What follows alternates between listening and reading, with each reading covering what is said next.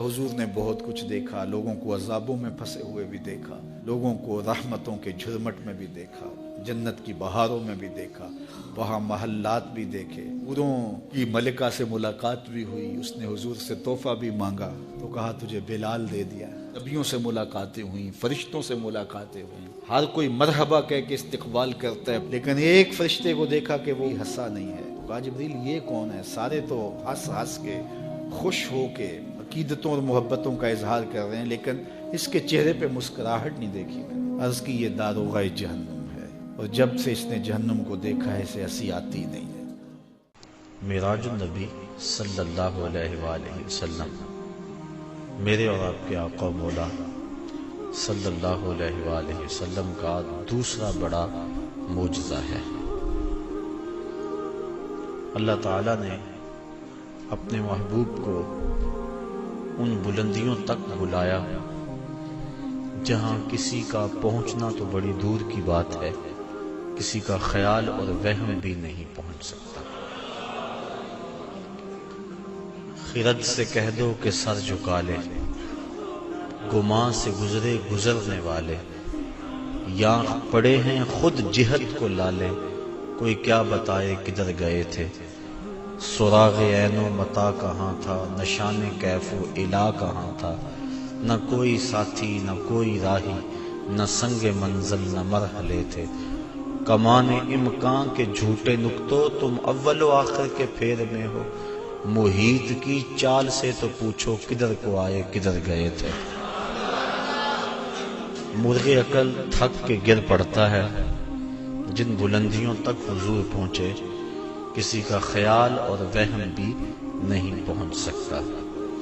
अबुल हसन रिफाई अलैहि रहमा का वो कौल कई मरतबा पेश कर चुका हूँ। वो फरमाते हैं कि मैंने रूहानी तौर पे परवाज की, हत्ता साअत तो फिल फौकानियात, यहाँ तक कि मैं बहुत ऊंचा चला गया। मेरी रूह परवाज करती गई, एक अर्श आया उसे अबूर किया, दूसरा अर्श आया उसे अबूर किया, 7 लाख अर्श अबूर कर गया। अर्श एक नहीं है, अर्श कई है। आलम इम्कान और आलम वजूब के दरमियान अर्श आलम बरज़ख है। जब अल्लाह ताला दुनिया पर कोई तजल्ला डालना चाहता है तो पहले अर्श पे डालता है। अगर डायरेक्ट आ जाए तो कोई ताब ना ला सके। यही बेहतर है कि वो पर्दे में रूपोश रहे, वो अगर पर्दा उठा दे तो किसे होश रहे। कई अर्श हैं, कहते हैं मैं 7 लाख अर्श अबूर कर गया। फिर आवाज आई, अबुल हसन रिफाई किधर आ रहे हो? किताब का नाम है अन-निब्रास, अल्लामा अब्दुल अजीज फरहारवी रहमतुल्लाह ताला अलैह की ये मुसन्नफा है, जो अल्लामा सादुद्दीन तफ्ताज़ानी रहमतुल्लाह ताला अलैह की इल्मे कलाम पर मुश्तमिल किताब शरअ अकायदे नस्बिया की तशरीह है। और ये वो किताब है जो तमाम मकातीब फ़िक्र के मदारस में सबकन पढ़ाई जाती है। तो हज़रत अल्लामा अब्दुल अजीज फरहारवी ने इस वाक़या को लिखा, और इसमें किसी फ़िरके और ग्रोह का इख्तलाफ भी नहीं है कि रूह परवाज कर सकती है। कहते हैं मैं 7 लाख अर्श अबूर कर गया। फिर आवाज आई, अबुल हसन रिफाई किधर आ रहे हो? तो मैंने अर्ज की, मालिक मेराज की रात जिस अर्श पे महबूब के कदम आए थे, मैं तो उस अर्श की तलाश में निकला हूँ। न सफर बशर्ते माल है, न तलब बक़ैदे सवाल है, फकत एक सैर ये ज़ौक़ को मैं भटक रहा हूँ कहाँ कहाँ। मेरे दिल की ये खलवतें कई बार सज के उजड़ गई, मुझे बारहा ये गुमा हुआ तुम आ रहे हो कशां कशां। कहा मैं तो उस अर्श की तलाश में हूँ। फिर आवाज आई, इरजे ला वसूल अल्लाह का, अबुल हसन रिफाई पलट जाओ, तुम करोड़ों साल भी परवाज करो, लेकिन जिस अर्श की छाती पे मेरे महबूब के कदम आए हैं वहां तुम्हारा ख्याल भी नहीं पहुंच सकता। कोई हद है उनके उरूज की, बलगल उलाबे कमाल, जिन बुलंदियों तक वो पहुंचे किसी का तसव्वुर भी नहीं पहुंच सकता। बशर भी पीछे रह गए, नूरी भी पीछे। नूरियों का इमाम सिदरा पे हाथ जोड़ रहा है, लो दनो तो अनमिलतन लह तरक, तो अगर मैं एक पूरे के बराबर भी आगे जाऊं तो मेरे पर जलते हैं। कोई फलक तेरे यार गया, کوئی جا سدرا تے ہار گیا، ایک کالیاں زلفاں والا سی جڑا عرش تو بھی لنگ پار گیا۔ وہاں تک پہنچے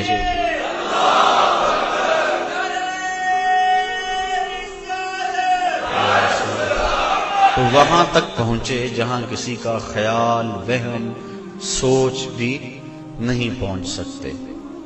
کہا ابو الحسن تم کروڑوں سال بھی پرواز کرو، لیکن جس عرش کی چھاتی پہ میرے محبوب کے قدم آئے وہاں تمہارا خیال بھی نہیں جا سکتا۔ جس نبی کے قدم اتنے اونچے ہیں اس نبی کا سر کتنا اونچا ہوگا۔ یہ تو دماغ خراب ہو جائے تو انسان تولنے بیٹھتا ہے نا۔ بلا سناس کے چھوٹے سے ترازو پہ منوں اور ٹنوں کا حساب تو نہیں ہوتا۔ رتی، ماشا، تولے کا حساب تو سنار کا ترازو دیتا ہے، لیکن منوں ٹنوں کا حساب تو نہیں دیتا، ٹوٹ جائے گا ترازو۔ عقل کے ترازو پہ آپ مجھے تول لیں، میں آپ کو تول لوں، لیکن جو امام الانبیاء ہیں بلا ان کا بھی وزن کیا جا سکتا ہے۔ اللہ اکبر۔ حضرت صاحبزادہ سید فیض الحسن شاہ علیہ رحمہ فرمایا کرتے تھے تم نے حلیمہ کی بکریوں کے پیچھے پیچھے تو دیکھا، سدرا پر جبریل کے آگے آگے کیوں نہیں دیکھا؟ جبریل بھی پیچھے، سارے پیچھے، جس کے قدم اتنے اونچے ہیں اس کا سر کتنا اونچا ہے۔ اللہ اکبر۔ تو میرے اور آپ کے آقا و مولا وہاں تک گئے جہاں کسی کا خیال بھی نہیں جا سکتا۔ یہ سفر، اور یہ میری زبان سے سفر نکلا، اس کو قرآن نے ویسے سیر کہا ہے، سبحان الذی اسریٰ بعبدہ۔ اس کو قرآن نے سفر نہیں کہا، سیر کہا۔ سفر معراج نہیں، سیر معراج۔ اور آپ جانتے ہیں کہ سفر اور سیر میں کتنا فرق ہے۔ آپ صبح سیر کرنے نکلتے ہیں تو 1 کلومیٹر کا فاصلہ 1 گھنٹے میں طے کرتے ہوں گے۔ راستے میں ہر منظر پہ رکتے ہوں گے، کہیں پھول کھلا ہے تو طبیعت وہی مچل گئی، رک گئے، اس کی خوشبو سونگھتے گئے اور اس کی پتیوں کا نظارہ دیکھتے رہے۔ بندہ سیر کرے تو گھنٹے لگتے ہیں، اور اگر آپ سفر کریں تو چند لمحوں میں طے کریں گے۔ یہ معراج میں اتنی جلدی گئے اور پلٹ بھی آئے، بستر بھی گرم تھا، زنجیر بھی ہل رہی تھی، پانی بھی بہ رہا تھا، اور ہو کے آ بھی گئے۔ اتنی تیز گئے اور آئے۔ قرآن نے اس کو سفر نہیں کہا یہ میرے نبی کی ابھی سیر ہے۔ تو میرے نبی کی سیر اتنی تیز ہے، سفر کتنا تیز ہوگا۔ اور میرا خیال ہے اسی پر اگر ہم غور کر لیں، ہم کہتے ہیں جب امتی مشکل میں نبی کو پکارتا ہے تو نبی مدد کو پہنچتے ہیں۔ کہا جاتا ہے کیسے اتنی جلدی آ جاتے ہیں؟ تو ظاہر ہے کہ جب کوئی دکھی پکارے پھر نبی سیر کرتا تو نہیں آتا، پھر تو سفر کرتا آتا ہے۔ اور جس کی سیر اتنی تیز ہے اس کا سفر کتنا تیز ہوگا۔ تو محبوب خدا اتنے سریع رفتار ہیں، اور کہاں تک پہنچے انسان کی عقل تھک جاتی ہے، یہاں تک کسی کا خیال اور تصور بھی نہیں پہنچ سکتا۔ یہ ایک الگ مضمون ہے۔ میں نے آج گفتگو یہ کرنی ہے کہ اللہ تعالیٰ کے عجائب قدرت کی نشانیاں جس لیے اللہ نے اپنے محبوب کو بلایا تھا وہ کیا تھی، اور اللہ نے اپنے محبوب کو کیا دکھایا۔ سب سے بڑی نشانی اور سب سے بڑی دولت جو محبوب کے دامن میں ڈالی گئی اور حضور کو عطا کی گئی وہ اپنا دیدار تھا۔ سب سے بڑی دولت جو اللہ تعالیٰ نے اپنے محبوب کو عطا فرمائی وہ اپنا دیدار تھا۔ رخ سے پردہ ہٹا دیا اور محبوب کو اپنا جلوہ دکھا دیا۔ اللہ اکبر۔ اعلی حضرت امام اہل محبت امام شاہ احمد رضا خان فاضل بریلوی علیہ رحمہ فرماتے ہیں اور غیب بلا تم سے کیا نہاں ہو، جب خدا ہی تم سے نہ چھپا تم پہ کروڑوں درود۔ اب اس میں بھی اختلاف ہے کہ کیا دیدار الہی حضور نے معراج کی رات کیا تھا یا نہیں کیا تھا۔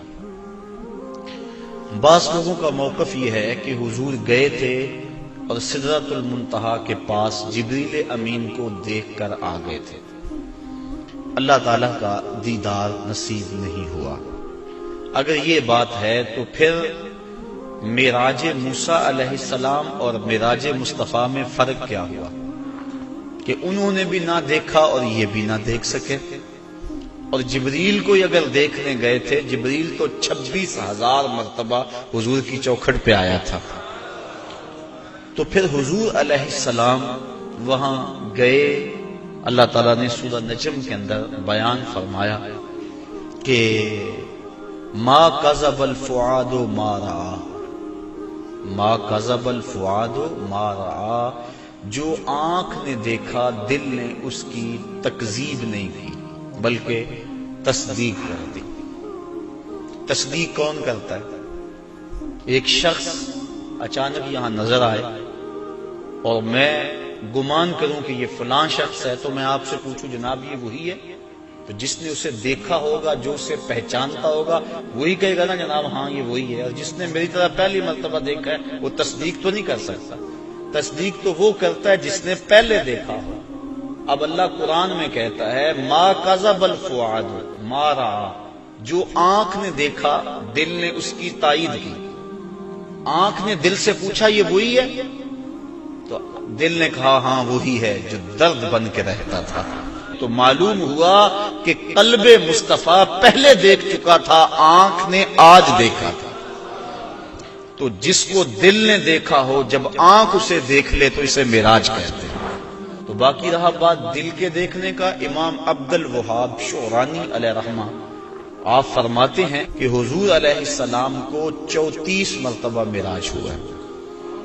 33 مرتبہ حضور کو قلبی اور روحانی معراج ہوا ہے اور 1 مرتبہ سر کی آنکھوں سے اپنے رب کو دیکھا ہے.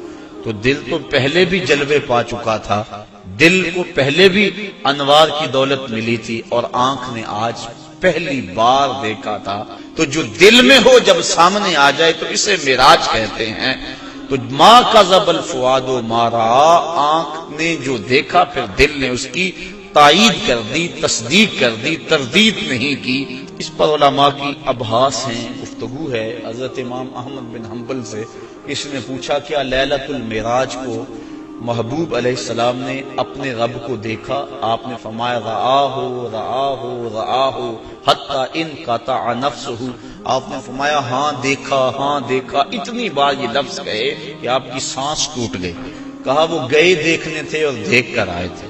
اور اللہ تعالیٰ جل شانہ نے سورہ نجم کے اندر اس بات کو بڑی تفصیل کے ساتھ بیان فرما دیا کہ ارشاد فرمایا ما کذب الفؤاد ما رأى، جو آنکھ نے دیکھا دل نے اس کی تصدیق کی. افتمارونہ علی ما یری، تو کیا تم ان سے ان کے دیکھے ہوئے پر جھگڑتے ہو، تم بحث کرتے ہو ان کے دیکھے ہوئے پہ. آگے سنیے ذرا قرآن نے کیا کہا وَلَقَدْ رَآهُ نَزْلَةً أُخْرَى. اچھا پھر سنو، اس نے 1 بار نہیں 2 بار دیکھا. تم ان کے دیکھے پہ جھگڑتے ہو کہ دیکھا کہ نہیں دیکھا. افتمارونہ، کیا تم ان سے بحث کرتے ہو الا، اس بات پر ما یری، انہوں نے جو دیکھا. کہا وَلَقَدْ رَآهُ نَزْلَةً أُخْرَى، تو انہوں نے 2 مرتبہ دیکھا. اللہ اکبر. اور پھر آگے چل کے ارشاد فرمایا ما زاغ البصر وما طغى، اور ایسا دیکھا کہ آنکھ بھی نہیں جھپکی. آنکھ بھی نہیں جھپکی، نہ آنکھ جھپکی نہ حد سے بڑی. جب بندہ سورج کو دیکھتا ہے تو نظر چندھیا جاتی ہے اور دیکھ نہیں پاتا.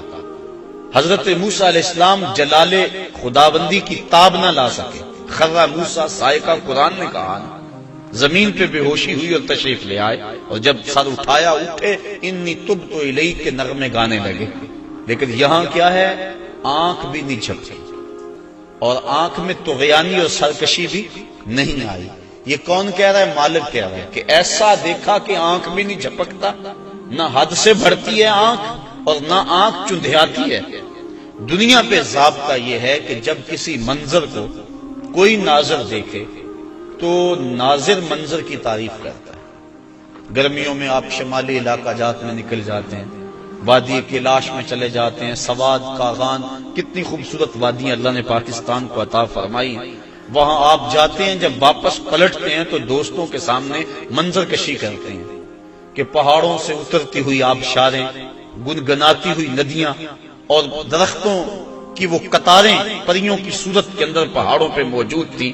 برف پوش وادیوں کا بھی تذکرہ کرتے ہیں, اٹکیلیاں کرتے ہوئے دریاؤں کے پانیوں کا تذکرہ کرتے ہیں. آپ پلٹ کے آ کے منظر نگاری کرتے ہیں کہ حد ہو گئی, کیسا حسن تھا. علامہ اقبال علیہ رحمہ جب ان علاقوں میں گئے, کشمیر کے علاقوں میں, تو انہوں نے آ کر کہا من خدارا آنجا دیدم بے حجاب, لوگوں میں اس کو وہاں بے حجاب دیکھ کر آیا.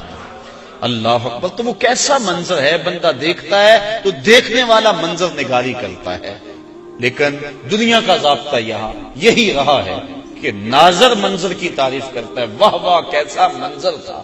نظر کہتی ہے واہ واہ کیسا منظر تھا. لیکن پہلی مرتبہ ایسا ہوا جب نگاہ مصطفیٰ نے جمال خدا کو دیکھا تو منظر پکار اٹھا, ما زاغ البصر وما طغى, واہ واہ کیسی آنکھ ہے, نہ بھٹکتی ہے نہ بہکتی. اللہ اکبر. تو منظر نے پہلی مرتبہ نظر کی تعریف فرمائی. تو ایسا دیکھا کہ ایسا کسی نے نہیں دیکھا ہوگا جیسا مصطفیٰ نے دیکھا. اللہ تعالیٰ نے اپنے محبوب علیہ السلام کو فرمایا, یا محمد انت وانا وما سوا ذالک خلقت لاجلک, محبوب ایک تو ہے ایک میں ہوں, اور اس کے علاوہ جو کچھ ہے میں نے تیرے لیے پیدا کیا. تو حضور علیہ السلام نے جواباً عرض کی, اللہم انت وانا وما سوا ذالک ترکتہ لاجلک, مالک ایک تو ہے ایک میں ہوں, اور اس کے علاوہ جو کچھ تو نے میرے لیے پیدا کیا سب کچھ تیرے لیے چھوڑ آیا ہوں. اللہ تعالیٰ نے اپنے محبوب کو بہت کچھ دیا, جھولیاں بھر دی, ہماری عقلیں احاطہ نہیں کر سکتی. امام حقی لکھتے ہیں 70,000 اسرار تھے, 70,000 رموز اور 70,000 حکایتیں. بہت کچھ عطا کرنے کے بعد فرمایا, محبوب یہ تو میں نے تجھے اپنی مرضی سے دیا, اب تو بتا تیری چاہت کیا ہے. بیما اشرفک یا احمد صلی اللہ علیہ وسلم. اس کو امام غازی نے بھی لکھا, ملا جیون تفسیرات احمدیہ میں لکھتے ہیں, باقی لوگوں نے بھی اس کو لکھا. کہا بیما اشرفک یا احمد, اے محبوب بتا تجھے کیا عطا کروں, تیری اپنی چاہت اور ڈیمانڈ کیا ہے. اب ایک منٹ کے لیے میں آپ کو اختیار دے دوں, مجھے اختیار دیا جائے کہ مانگو کیا مانگنا ہے, تو ہمارے سوال سے ہماری ذہنی اپروچ کی خبر ہو جائے گی, کس کی سوچ کتنی بلند ہے, کیا مانگتا ہے. کسی کے سوال سے اس کے اندر کی کیفیت سمجھ میں آ جاتی ہے. کسی کی عظمت کا اندازہ کرنا ہو تو اس کے سوال سے اندازہ کیا جا سکتا ہے. اب اللہ نے اپنے محبوب کو اختیار دیا کہ محبوب مانگ کیا مانگتا ہے. اب دیکھیے حضور کا انتخاب کہ حضور نے کیا مانگا. جب کہا بیما اشرفک, تجھے کس چیز سے نوازوں, تو عرض کی بنسبتی الیک شرفنی بالعبودیہ, اے اللہ ساری زندگی میں نے کہا کہ تو میرا رب ہے. سجدوں میں, قیام میں, رکوع میں, بدر کی وادی میں پتھر کھانے کھائے, اور میں نے کہا کہ تو میرا رب ہے. مطاف میں, حتیم میں, کعبۃ اللہ میں, سین حرم میں, ہر جگہ میں نے کہا کہ تو میرا رب ہے. آج تو بھی تو کہہ دے کہ تو میرا بندہ ہے. بنسبتی الیک شرفنی بالعبودیہ, آج تو مجھے بندہ کہہ کے پکار دے.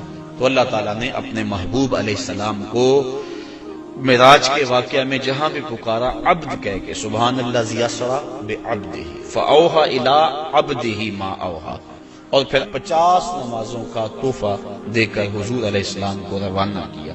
تفصیلات بہت ساری ہیں, اختصار کے ساتھ اپنے مضمون کی طرف آ رہا ہوں. حضرت موسیٰ علیہ السلام چھٹے آسمان پہ ملے اور کہا کیا ملا, بتلایا کہ 50 نمازیں ملی ہیں اور جنابت پر 7 مرتبہ غسل کرنا ملا ہے. کسی کپڑے کو نجات لگ جائے تو 7 بار اس کو دھونا اور اس سے وہ پاک ہو جائے گا, مجھے یہ ملا ہے. اللہ کی بارگاہ میں حاضر ہوا اور یہ تحائف لے کر پلٹا ہوں. تو حضرت موسیٰ علیہ السلام نے کہا کہ آپ کی امت اتنا بوجھ برداشت نہیں کر سکتی, چونکہ میں بنی اسرائیل کا تجربہ رکھتا ہوں. یہ 50 نمازیں نہیں پڑھیں گے. اللہ کی بارگاہ میں جائیں اور تخفیف کی درخواست کریں. حضور علیہ السلام حاضر ہوئے, تخفیف کی درخواست کی. 5 نمازیں معاف ہوئی, باقی 45 رہ گئی. اس طرح باقی معاملات میں بھی تخفیف ہوئی. پھر آئے, انہوں نے پھر کہا, پھر گئے, پھر آئے, حتیٰ کہ اللہ حاضر قیاس 5 نمازیں رہ گئی. حضرت موسیٰ علیہ السلام نے عرض کی کہ حضور ایک مرتبہ اور چاہیے. فرمایا مجھے اب اپنے رب سے حیا آتی ہے. چونکہ عادت باری تعالیٰ یہ تھی کہ ہر بار 5 نمازیں معاف ہوتی تھی، اب رہ ہی 5 گئی تھی. اب جاتے تو اللہ یہ بھی رخصت دے دیتا، جو 50 سے 5 کر سکتا ہے وہ 5 میں بھی تخفیف فرما سکتا تھا. لیکن کہا اب مجھے اپنے رب سے حیا آتی ہے. اب اس پر 2-3 باتیں. ایک یہ کہ اللہ کے علم میں بلا نہیں تھا کہ بالآخر 5 نمازیں رہ جانی. پتا تھا نا اللہ کو بالآخر 5 رہ جانی، تو اللہ دیتا ہی 5. پہلے 50 دی، پھر گئے، پھر 5 معاف کی، پھر گئے، حتیٰ کہ 9 مرتبہ جانا ہوا اور پھر 5 رہ گئی. اللہ تعالیٰ کا علم بڑا وسیع ہے اور اللہ تعالیٰ کا علم قدیم ہے اور حادث نہیں. تو اس کو پتا تھا کہ بالآخر 5 نمازیں رہ جانی ہیں، وہ عطا ہی 5 کرتا. لیکن اگر وہ 5 دیتا لوگوں کو عظمت مصطفیٰ کا علم کیسے ہوتا؟ اللہ کے ہاں جو محبوب علیہ السلام کی محبوبیت ہے اس کا پتہ کیسے چلتا؟ اور دوسری بات، لا تبدیل لکلمات اللہ، اللہ کی باتیں تبدیل، اور یہاں بظاہر 9 مرتبہ تبدیلی آئی ہے. کتنی مرتبہ؟ تو اللہ تو فرماتے میری باتیں تبدیل نہیں ہوتی، یہاں 9 مرتبہ تبدیلی آئی. تو اللہ تعالیٰ نے دوسرا ضابطہ دے دیا، من جاء بالحسنۃ فلہ عشر امثالھا، جو ایک نیکی کرے 10 کا ثواب دوں گا. اللہ کی باتیں نہیں بدلتی، تم 5 پڑھو گے ثواب میں 50 کا ہی عطا فرماؤں گا. تو یہ جو معراج ہے اس کا جو اہم ترین تحفہ امت کے لیے حضور لے کر آئے وہ نماز کی صورت میں تھا. اور ارشاد فرمایا حبب الی من دنیاکم ثلاث الطیب والنساء وجعلت قرۃ عینی فی الصلاۃ، مجھے تمہاری دنیا سے صرف 3 چیزیں پسند ہیں، خوشبو، منکوحہ عورتیں، اور میری آنکھوں کی ٹھنڈک نماز میں رکھی ہے. اور یہ بھی فرمایا الصلاۃ معراج المؤمنین، نماز مومنوں کا معراج ہے. اللہ اکبر. اور یہ بھی ارشاد فرمایا جس نے نماز قائم کی اس نے دین کو قائم کیا، جس نے نماز گرا دی اس نے دین گرا دیا. اور صحابہ فرماتے ہیں ہم مومن اور کافر کے درمیان فرق نماز سے کرتے تھے. جو نماز پڑھتا ہم سمجھتے مومن ہے تبھی تو پڑھتا، اور جو نماز نہ پڑھتا ہم سمجھتے کافر ہے تبھی نہیں پڑھتا.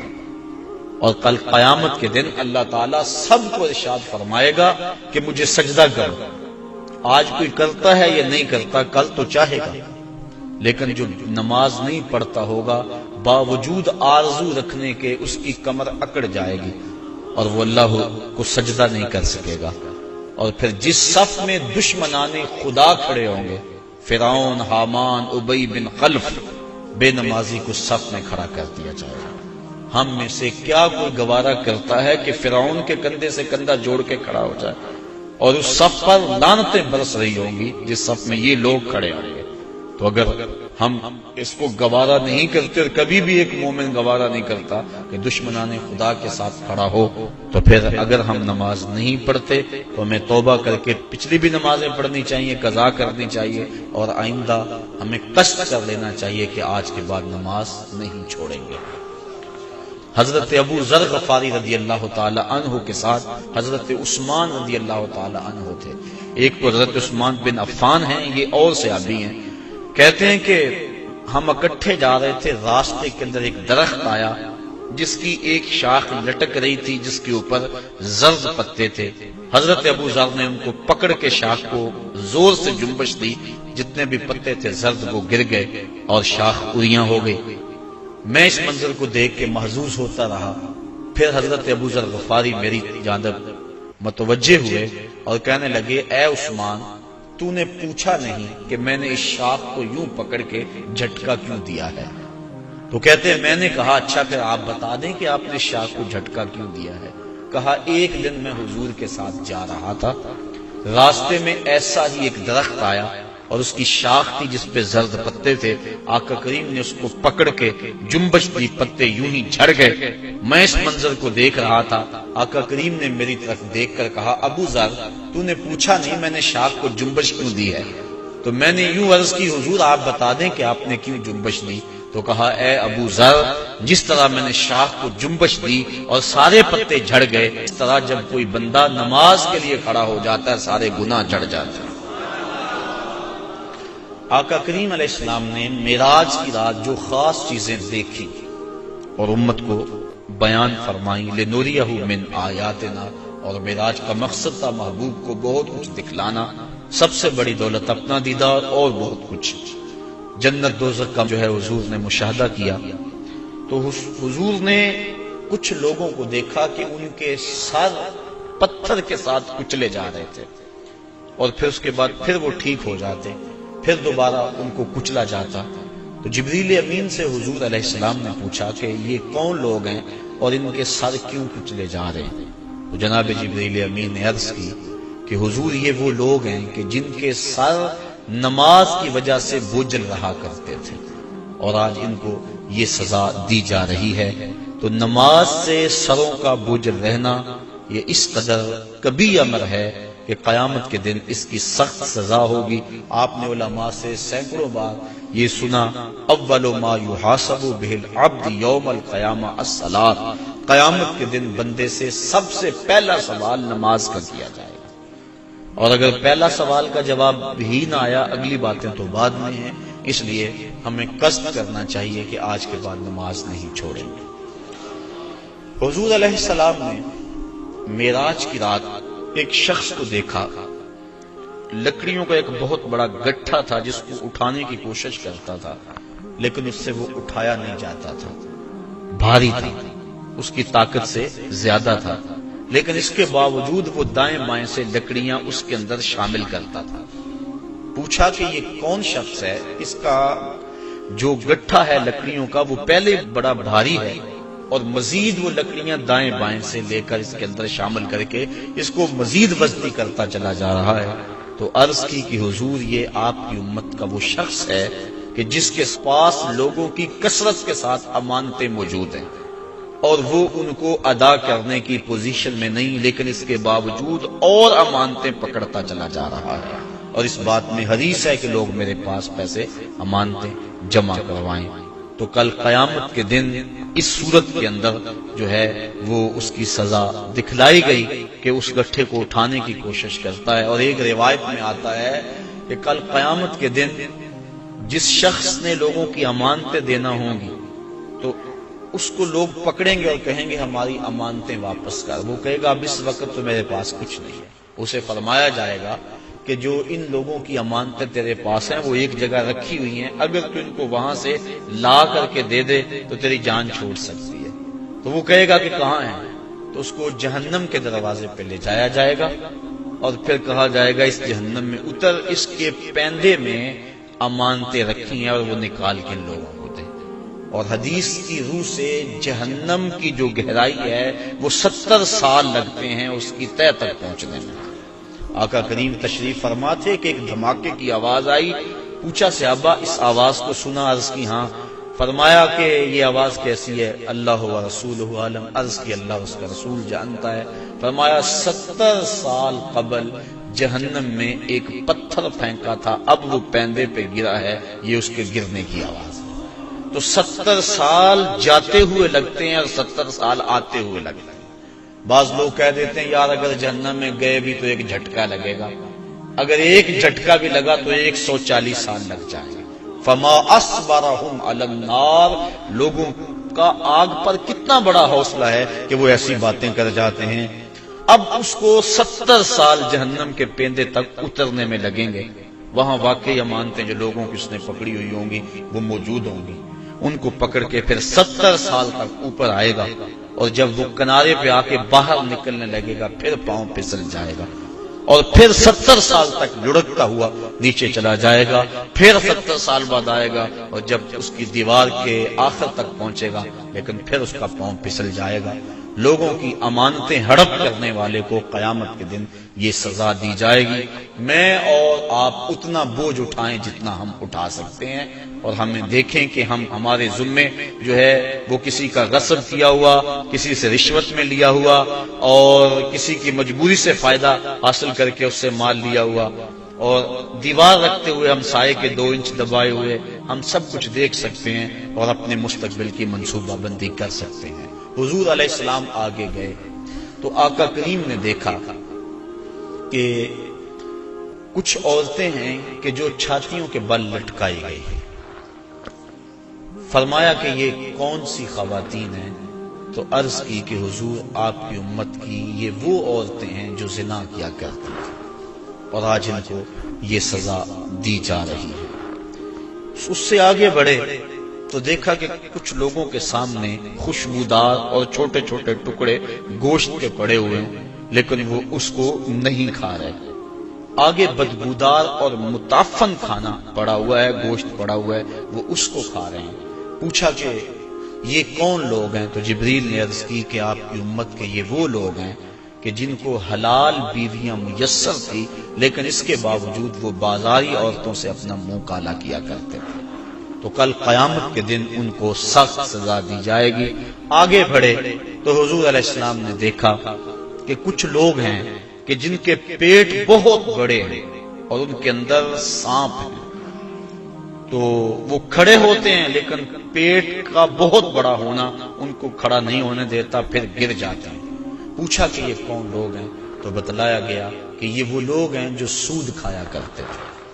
سود کی حرمت قرآن مجید میں بڑی وضاحت کے ساتھ آئی اور فرمایا سود لینے والا، حضور نے ارشاد فرمایا سود دینے والا، سود کی رقم پہ گواہ بننے والا اور سود کی رقم کے معاملے کو لکھنے والا گناہ میں برابر کے شریک ہے۔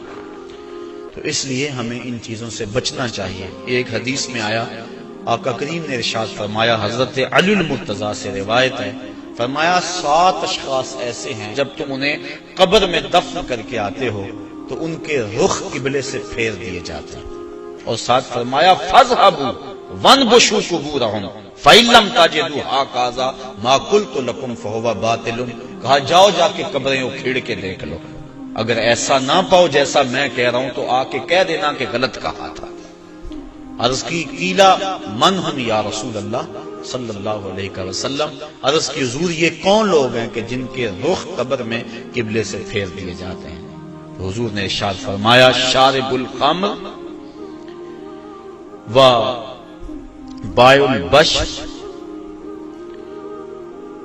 و شاہد الزور و آکلۃ الربا والنائحۃ والمحتکر و تارک الجماع۔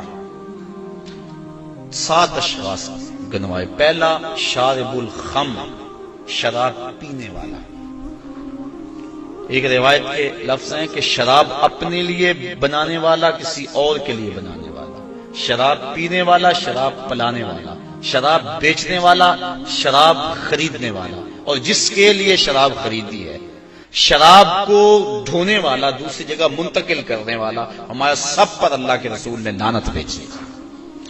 تو یہ ایسا برا فعل ہے۔ ایک روایت کے لفظ میں نے پڑھے کہ شارب الخمر کعابد الوثن، شراب پینے والا بت پوجنے والے کی طرح۔ ہمارے معاشرے میں شراب نوشی سرایت کر گئی ہے، اور اب تو بعض طبقوں کے اندر یہ برا بھی نہیں سمجھا جاتا، جبکہ حلال سمجھ کے پینا تو کفر ہے، اور اس کو حرام سمجھتے ہوئے اس کی حرمت کے قائل ہونے کے باوجود پینا یہ گناہ کبیرہ ہے، اور منع فرمایا گیا سختی کے ساتھ۔ ارشاد فرمایا ایک تو ویسے بھی شرابی جب مرتا ہے اسے مرتے ہوئے کلمہ نصیب نہیں ہوتا، اور دوسرا یہ روایت جو میں نے آپ کے سامنے رکھی کہ اس کا قبلے سے رخ پھیر دیا جائے گا۔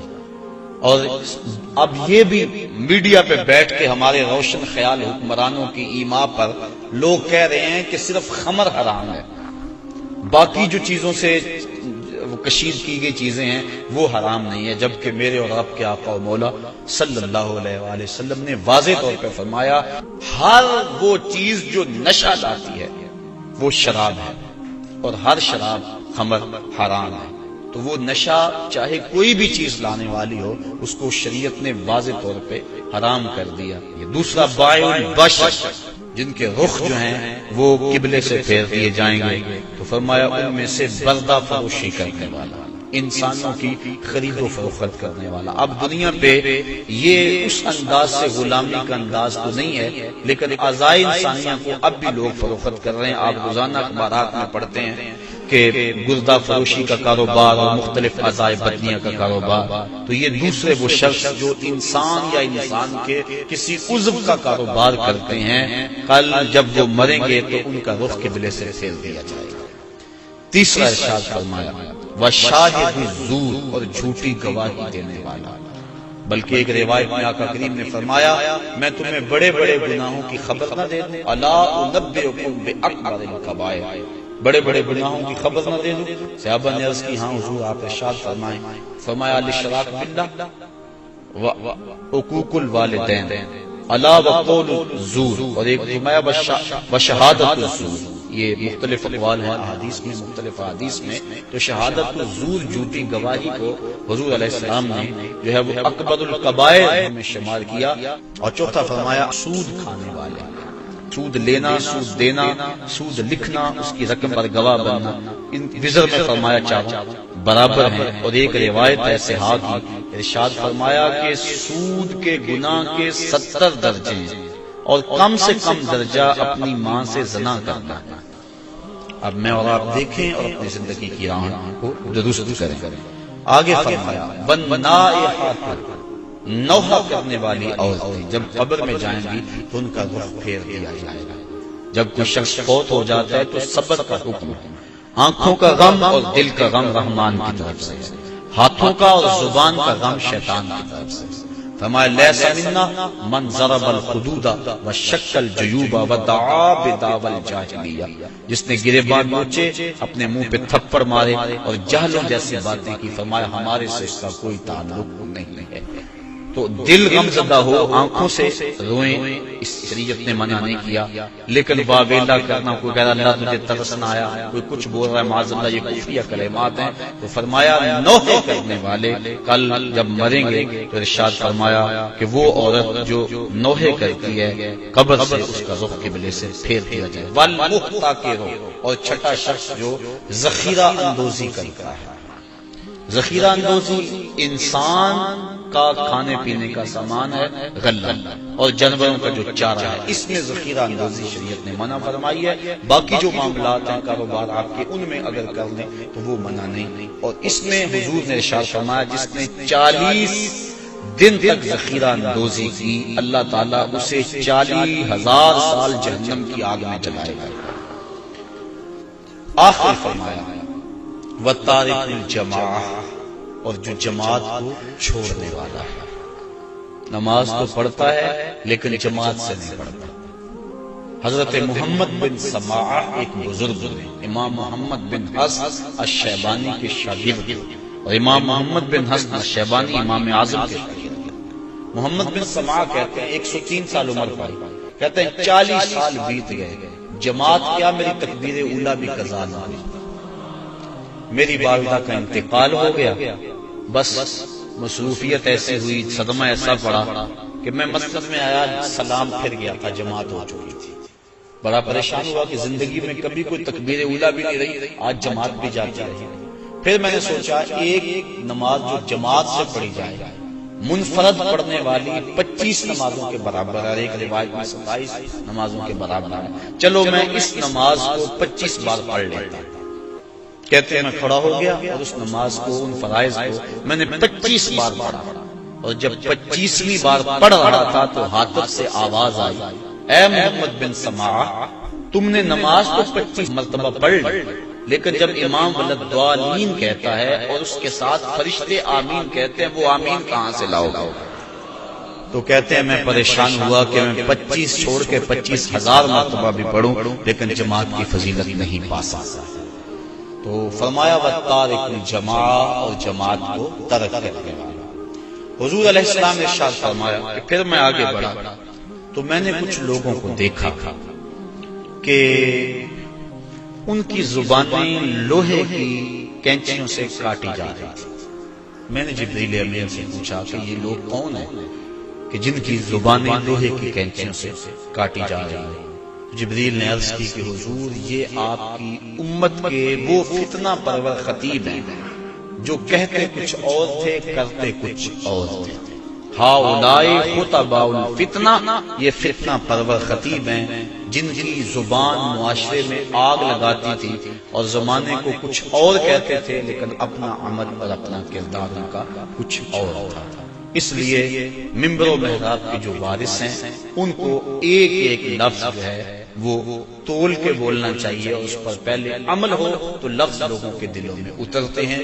تقریر سادہ ہو یا مختصر ہو اس سے کوئی غرض نہیں ہے، لیکن اگر انسان کی گفتگو کے پیچھے اس کے اپنے عمل کی قوت نہیں ہوگی تو چاہے اس کی تقریر سے لوگ لوٹ پوٹ ہو جائیں اور سارا دن دھوم مچی رہ کے حد ہو گئی، لیکن اس کے اثرات روح تک نہیں پہنچیں گے، وہ دماغ تک ہی ٹھہر جائے گی، دل تک نہیں پہنچ پائے گی. اس لیے فرمایا یہ آپ کی امت کے وہ فتنہ پرور خطیب ہیں کہ جو زبان سے کچھ اور کہتے ہیں اور ان کا اپنا کردار اور عمل اور ہے. انسان جب اپنی زبان کو کھولے تو اپنے عمل کا جائزہ لے لے. آپ اور میں بھی جو ہے وہ اپنی زندگی میں اس چیز کو غور کے ساتھ دیکھیں. غالباً حضرت باجید بستامی آپ کے پاس ایک بڑھیا آئی اور اس نے کہا کہ میرا جو بیٹا ہے یہ گڑ بہت کھاتا ہے، میٹھا بہت کھاتا ہے، آپ اس کو تاکید کر دیں، کوئی تعویذ لکھ دیں. آپ نے فرمایا اس کو کل لے کر آنا. دور دراز کا سفر تھا، پیدل سفر تھے. دوسرے دن وہ تھکی ہاری پھر آئی. آپ نے بچے کے سر پہ شفقت کا ہاتھ پھیرا، کہا بیٹا زیادہ مناسب نہیں ہے کسی چیز میں بھی کثرت کرنا، لہذا جو ہے وہ اعتدال سے آگے نہ بڑھو اور زیادہ نہ کھایا. تو اتنا کہا اور کہا کہ جائیے، میں نے تاکید کر دی. تو مائی نے کہا کہ حضرت کل میں آئی تھی اتنا لمبا سفر کر کے، اگر یہی بات کہنی تھی تو آپ کل ہی کہہ دیتے. اتنا لمبا سفر میں نے دوبارہ کیا. میں نے کہا شاید کوئی خاص عمل ہے جو آپ نے کرنا ہے. تو فرمایا کہ اصل بات یہ تھی کہ کل اتفاق سے میں نے خود کھایا ہوا تھا، اس لیے اسے منع کرتا تو شاید میری بات میں اثر نہ ہوتا. اب یہ ایک عام اور سادہ سی بات ہے، لیکن ہم اگر اپنے بچوں کو گھر میں تاکید کرتے ہیں نا، بعض کا لوگ کہتے ہیں یہ بچے نماز نہیں پڑھتے، اچھا جی ان کے لیے دعا کرتے ہیں، ہم نہیں پڑھتے چلو یہ تو پڑھیں. تو میں کہا کرتا ہوں یہ کیوں پڑھے؟ جب تم نہیں پڑھتے تو یہ کیسے پڑھیں؟ ماں باپ کو خود نمونہ بنانا چاہیے. اس طرح ہمارے علماء کو، مبلغین ہیں، مشائخ اعظام ہیں، جو بھی ذمہ دار ہے، جو بھی بات 2 4 10 20 50 لوگوں تک بات منتقل کرتا ہے اس کو خود نمونہ بننا چاہیے. صرف یہ تقریر، واز، نچھے دار گفتگو اور اس سے لوگوں سے پیسے بٹور لینا یہ بات نہیں ہے، بلکہ بات جو دل سے نکلتی ہے اثر کرتی ہے. اس لیے ہم بات دل سے کہیں اور جو کہیں اس پر ہمارا پہلے عمل ہو. اللہ کی رضا کے لیے جئیں، اللہ کی رضا کے لیے مریں، یقیناً اس کی برکات ہے.